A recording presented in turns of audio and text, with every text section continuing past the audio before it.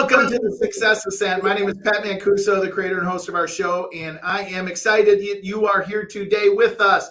And we have an amazing guest who I know is going to rock our world. So let me tell you a little bit about Stormie Andrews. So Stormie is the founder of Yokel Local. He's an award-winning author, and he's also co-authored a book, Power of the Platform, Speakers on Success, with none other than Jack Canfield, Brian Tracy, and Les Brown. In 2020, and the reason that I'm excited to talk with him today is he released the book, The World's Best Buyer Persona System. And we're going to talk about that on our show today, which is the foundational first step to outsmarting your competition. And we all want to outsmart our competition. That's for darn sure. The system was so effective, he was recognized by Intercon as one of the top 50 tech visionaries in the world. He is a licensed practitioner of neuro-linguistic programming, NLP, for those of you that do the acronyms. Top 50 Tech Visionary is named by Intercom, award-winning author, Forbes contributor, Hubspot contributor. Stormie, I'm not sure how many other things you can have behind you. Hubspot certified trainer, master graduate of Rapport Leadership International, and recipient of Member of the Year Award of the American Marketers Association. So I think you know marketing. And his agency is the first and only HubSpot Platinum Agency Solutions Partner in Nevada. So, Stormie, welcome to the show. Thanks, Pat. I am so excited to be here, not only with you, but with your audience. I'm thrilled to be here. Well, and we're excited to have you and grateful to have you. So, Stormie, let's start off. You know this is coming. I go, okay, that's Stormie on paper. And I always like to have some fun with our guests and say, tell us something about Stormie that's not on paper. Well, that's not on paper. I'm going to share something with you that just happened this past weekend. Myself and my fiance had a scheduled trip to Costa Rica, and we were rained out. So we decided to do a staycation here in Las Vegas. And there's a show that we went to, and that show is called Absence. And they pulled two couples on stage, and I had to dance for my fiance, and we won. So we had the crowd going crazy. We did apparently such a good job that people were asking for our autographs, and they thought we were shills for the show. So we crushed it. I love it. I love it. I could just see it now on Las Vegas Boulevard. The new show, the new entertainers. I love it. We'll push all those entertainers aside. So Stormie, we're going to talk about the marketing side of business and help entrepreneurs. And yet I always want to talk about your journey of success, because that's part of what our show is about, like talking about entrepreneurs and their journey of success. So when did you kind of feel like you were an entrepreneur? Like, was there a moment in time? Was there an event? Like, where did this all start? Well, it's interesting. I felt like an entrepreneur when I was in grade school, and I'm sure many entrepreneurs felt the same way. I was the guy that was selling bubble gum in the lockers and all sorts of crazy ventures throughout grade school. Well, I noticed that, all of my ventures would last for a certain amount of time and they would eventually fall apart. I graduated, and throughout college, I had different side gigs and hustles of installing car alarms and stereos. And if you can name it, I probably did it and attempted to start a business on it. And lots of successes. Well, you know what? In the early stages, lots of failures, but I really don't consider them failures. They were just an incredible amount of learning experiences. I wasn't the guy that was going to sit there and hold a job and not do anything else. That just didn't work for me. So 11 years ago, my business partner and myself decided to start Yokel Local, and it was accumulation of all of those other experiments of going into business that have been so valuable in regard to having Yokel Local be around for over a decade. Yeah, that's pretty cool, particularly in the times, the economic times we've gone through. So that's amazing. And the startup of businesses, there's a high failure rate. So congratulations to you guys. So let's, what's common, what I love that you said is many times the entrepreneurs we have on the show go back to, high school, childhood, and there's always something that kind of spurred that entrepreneurship. So let me ask you this. Every entrepreneur has a time, a ceiling that they hit that really jumps out at them, that they ultimately broke through, and yet it was one of those challenging times. What was one of the most challenging times for you as an entrepreneur and the ceiling that you had to break through so far? Yeah, you know what? Probably the toughest and most stressful thing that happened early on when we started Yokel Local. I took my savings to start Yokel Local, and in very short order, we ran out of money. We were just out of money. We had a lot more money going out than money coming in. And the only source that we had for revenue was the savings that I had to set aside for my two boys, their college tuition. And I had to make a very difficult choice: either gamble on myself or go get a job.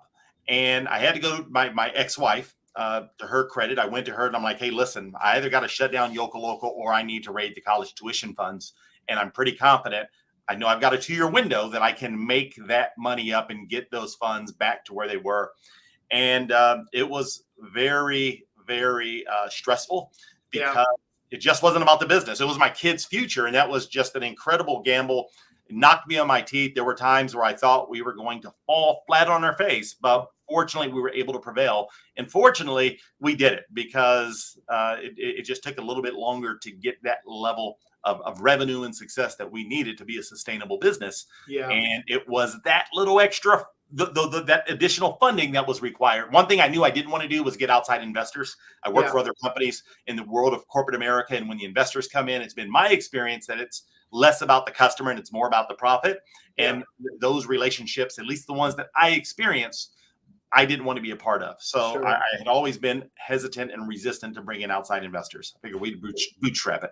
Well, Stormie, and I love that, that story. And what I know as a consultant and as a coach is, there was a lot of seriousness to what you did. I mean, in fact, you basically burned the boats there, right? You knew that if you didn't make this work, the consequences of that. And sometimes that's what it takes for entrepreneurs, right? They need that moment of truth, if you may, as I call it, where they got to go, okay, now I got to get really serious. Not that you weren't serious before, but it's kind of like you sometimes play entrepreneur and all of a sudden now I got to get real serious.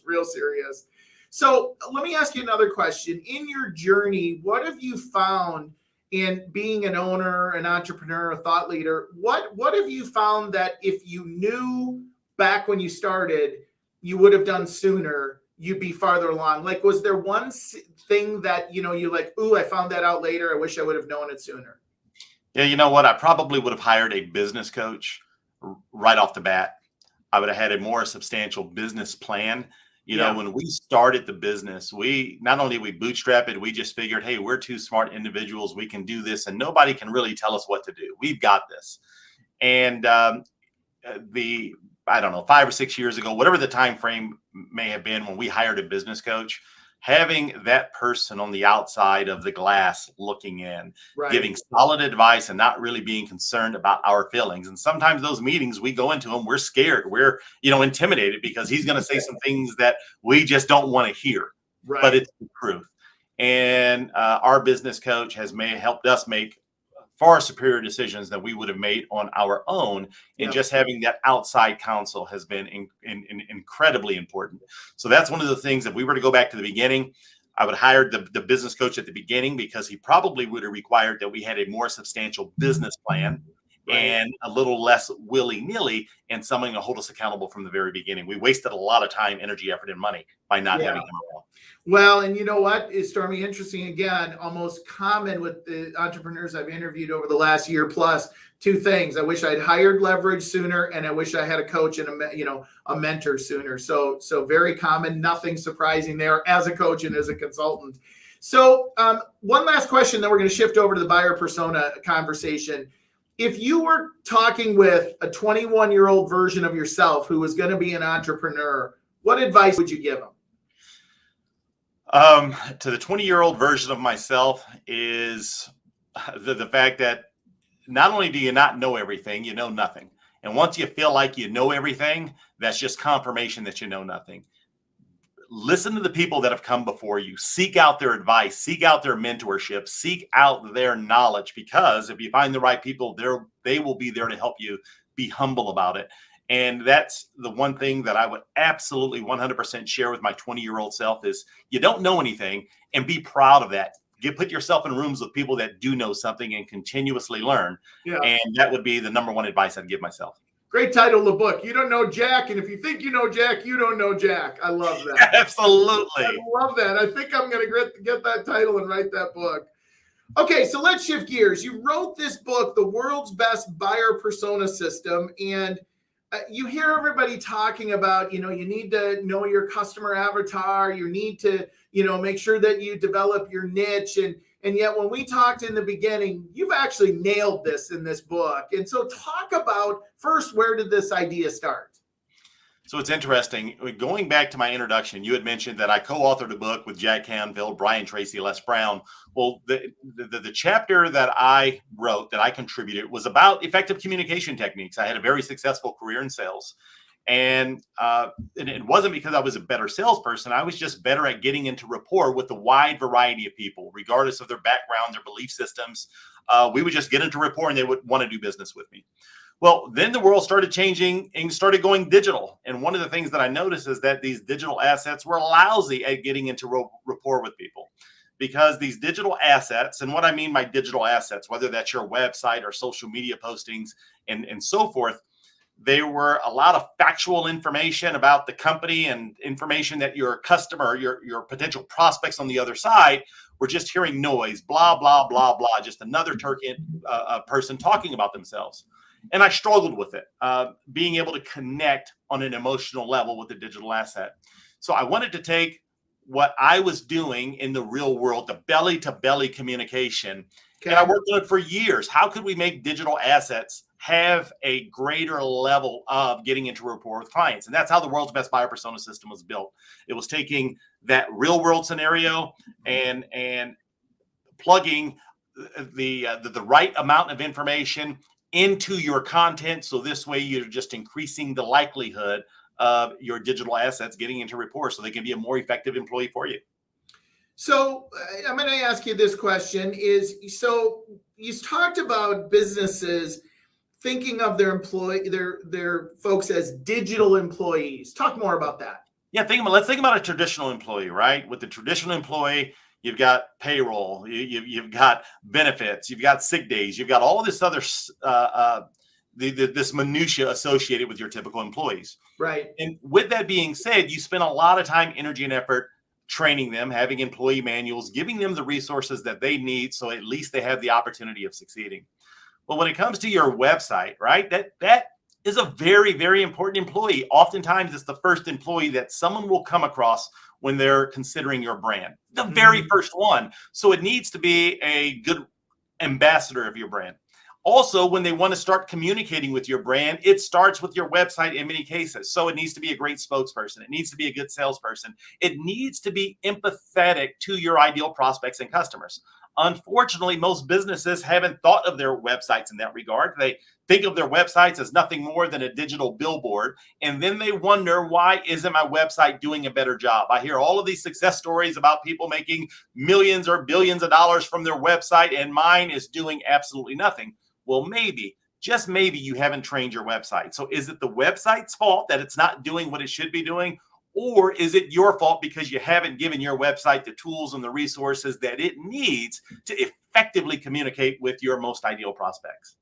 So, it's funny because, as a consultant, we have a proprietary hiring system, and a part of one of the modules is what we call the 30, 60, 90-day training. And when you said training the website, I'm going, we don't have that in our consulting system. We don't train the website. I love that thinking. I love it. So let's talk about some of the strategies within the buyer persona system. What could you share with our listeners, just things right now that they could, take away from a thinking perspective and an application perspective to start increasing their results, if you may, in their business? Yeah, so one of the things that we talk about in the world's best buyer persona system, using the book as a resource or not, is how much energy and effort have you really put into the pain points that your potential prospects are going through as it pertains to your goods and services? What led them on this journey? How did they get here? What are their action beliefs? What are their inaction beliefs? Meaning that as it pertains to the solution that you're bringing to the world, if they take action, you may have a belief as, the company, the belief of the value that your product or goods or service brings to the world. But oftentimes there's a disconnect because the belief of your ideal prospects may not be in alignment. Understanding what their belief system is extremely important if they were to take action. Also understanding what their belief system is if they don't take action. is extremely important. And if you haven't even gone through an exercise with that type of step, how are you going to create messaging on your website that can empathize with them? Have you considered the noise that's in the marketplace? What else are they seeing out there in the world as it pertains to the solution that you bring to the market? What are they being told, right? Right. Because chances are they may not only be speaking to Google, they may be speaking to friends and family and colleagues. And usually there's two camps there. There's a half glass full camp and a half glass empty camp. Have you considered what the people who they trust, have you considered what they're telling them? What are they doing about it, right? Are they even searching on Google for you as a solution? Right. Good idea to know. Maybe Google's not a place that you should be. Oftentimes what I find is that those two simple exercises, and the World's Best Buyer Persona System goes through a series of exercises to help you craft messaging to better understand who your prospect is throughout their buyer's journey, from their awareness stage, consideration stage, and decision stage. So this way you can not only be a resource, but you can build trust as they are progressing along their journey. And oftentimes what we find is if you do that really, really good, you put yourself in a position to where the prospects are seeking you out before your competitors even know that they exist. That's a great position to be in. So, so Stormie, I mean, I talk with a lot of business owners, small to medium-sized businesses. And honestly, a lot of them feel like, and this is probably because they don't have somebody like you in their court, but they feel like they don't even know where to start. Like they don't even know, should I run an ad? Should I not run an ad? And so, like, let's say I come to you today and I've got this great business concept and maybe my website needs some help, as they all do, I'm sure. Where do you get me to start thinking? Like, where's the first place I should go or start in my thinking from your perspective? So here you go. If you're listening to this right now, I'm going to give you access to a marketing wheel. It's a free exercise. And the URL is outsmarttools.com. But let me tell you about this exercise. It's right here on the bottom of the screen. The way I look at marketing, because marketing and advertising can be very intimidating. There are many areas that you can approach, and it's just this massive monstrosity. And like you said, people don't know where to start. But this marketing wheel exercise helps you break your marketing down into 8 different areas. And then I have you grade yourself. So this way you're basically giving yourself a grade of an A, B, C, D, or an F. And we look at 8 different areas of your marketing, and I'll just quickly go over them. We look at your awareness. Are you performing there? Are people aware of your brand when they're thinking of your goods and services? And then I have you rate yourself on engagement, and then lead generation, conversion optimization. Wow. What happens once someone decides to do business with you? I have you rate yourself in regards to a customer ladder, reviews, and then referrals. And then once you look at the results of that success wheel or marketing wheel, once you look at your results, it's designed to give you clarity where you can look at your strengths and weaknesses. And if you have an area that is weak and in any of those 8 areas, it gives you clarity in regards to what you should be focused on. And then once you focus on it, you only need to do 3 things. Come up with a plan. What's your plan of action? And then come up with how your definition of success. So if you've given yourself a D, what would a C look like? What do you have to change and modify? And then what tools and tactics are you going to use? Once you put that trifecta of elements in place, that's a singular thing that you need to focus on. You can get a level of success.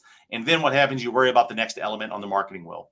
And the tool that you have access to, I'm going to walk you through those exercises with videos that I recorded for you. And what I have found for most people is that gives them a level of clarity that they've never had before. And it gives them a level of confidence where they feel, or that where you should be able to feel that you are in a better shape to take the next steps forward. That makes sense. And thank you so much for sharing that tool with our listeners. And we'll post that with the recording and everything. So I love this. I want to ask you this question. How can your business outsmart your competition when your competition has bigger budgets? I love that. So talk to us about that. Yeah, and that's where the World's Best Buyer Persona System comes in.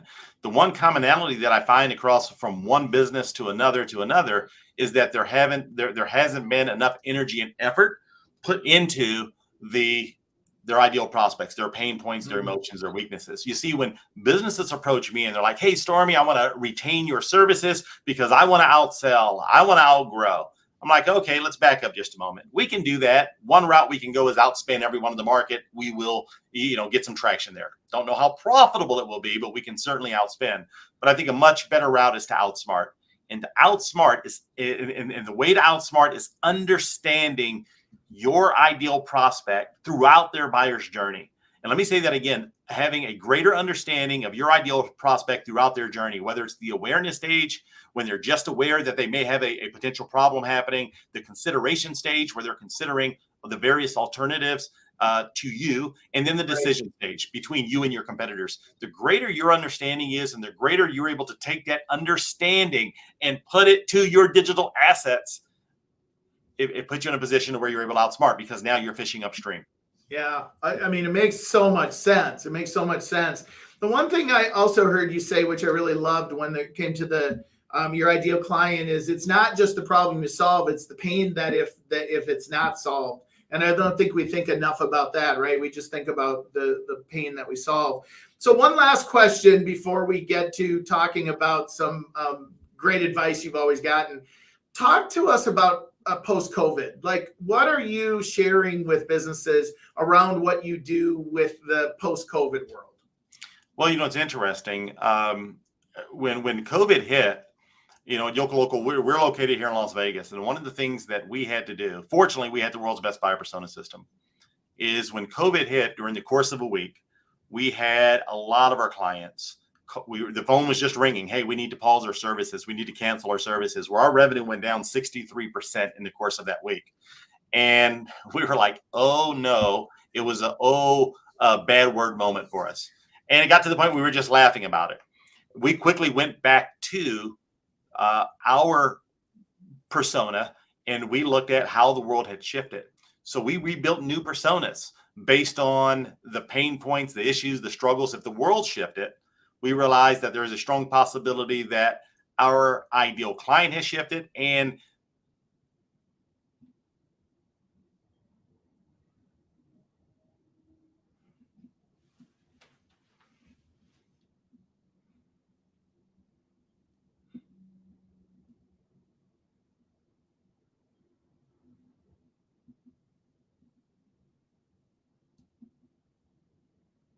And I always love when we're going live and we have an opportunity and there's something great that someone is going to share, and they're sharing it, and all of a sudden that moment happens where technology jumps in. It's always kind of fun.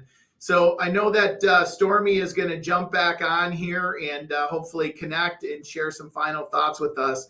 So while we're waiting for him to come back, here's what I would share is that, one of the things that I heard was is that he said that the buyer persona system is they reused that buyer persona system when it came to COVID. And as you know, COVID has been a series of adjustments for all of us, for all businesses. We've had to adjust. And what I love about a great system, if you may, and a great process, is that it doesn't matter what happens in the market.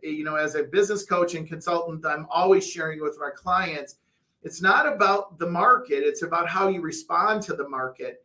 And if your systems are built from a solid perspective, and they're built fundamentally, foundationally from that perspective, well, what's going to happen is you're going to be able to apply those systems in any market. Though it doesn't matter where the market is, what happens, you're going to be able to apply it. And I know in talking with Stormie before we jumped on in all of our research, that buyer persona system, that identification of your ideal client, the client avatar, that really is something that never stops. It always should be happening because your clients and their needs change. It changes, could change daily for that matter. If you look right now at, let's use just for example, retail, and the retail space, the retail environment, the landscape there is changing by the day.